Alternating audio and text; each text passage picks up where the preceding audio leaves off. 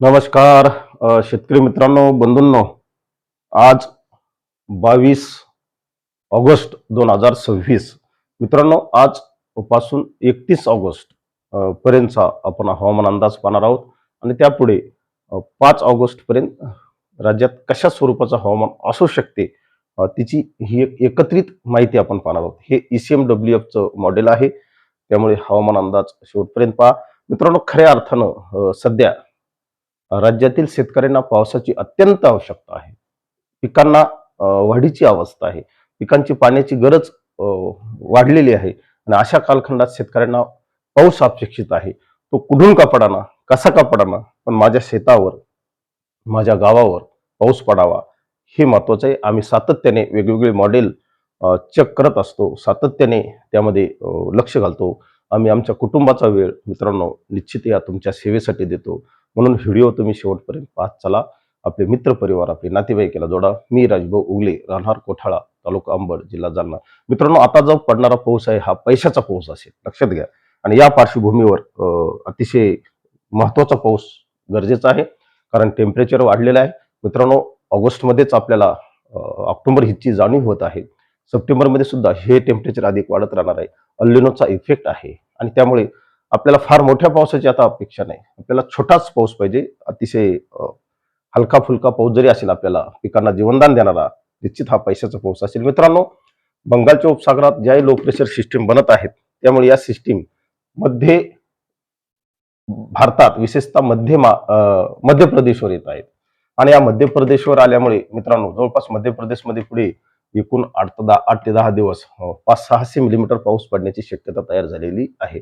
आणि त्यामुळे मित्रांनो एक होणार आहे, नागपूर विभागातील सर्व जिल्हे, यामध्ये भंडारा, गोंदिया, चंद्रपूर, गडचिरोली या जिल्ह्यामध्ये पाऊस होणार आहे. यवतमाळ आहे, त्यामध्ये वर्धा आहे.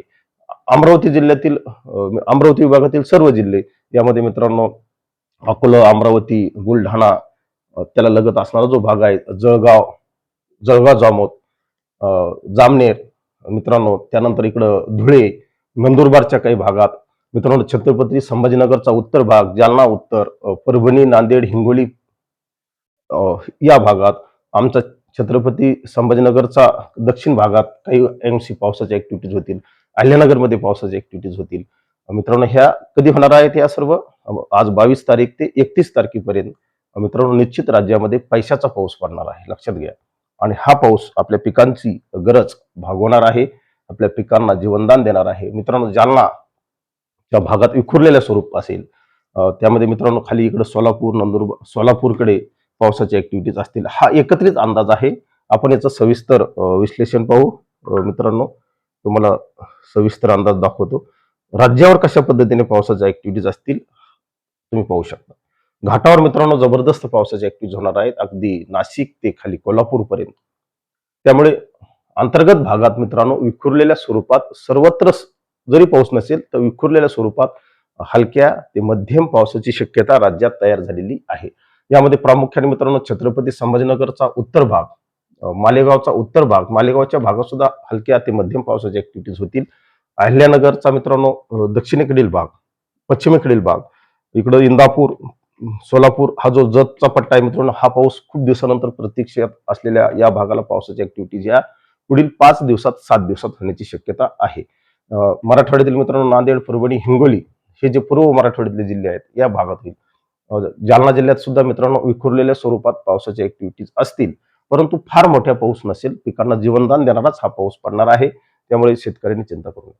परंतु अमरावती विभाग, नागपूर विभागामध्ये पावसाच्या जबरदस्त नोंदी झालेल्या असतील. त्या ठिकाणी मित्रांनो नद्यांना पूर सुद्धा येऊ शकतो.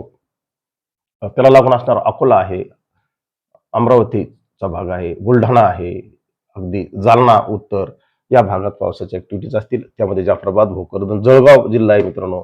आमच्या जळगाव जिल्ह्यामध्ये आमचे अनेक मित्र कंपनी आहे, त्या जिल्ह्यात सुद्धा पावसाच्या ऍक्टिव्हिटीज आहेत. अजिंठा डोंगररांगा परिसरामध्ये नांदगावचा भाग आहे.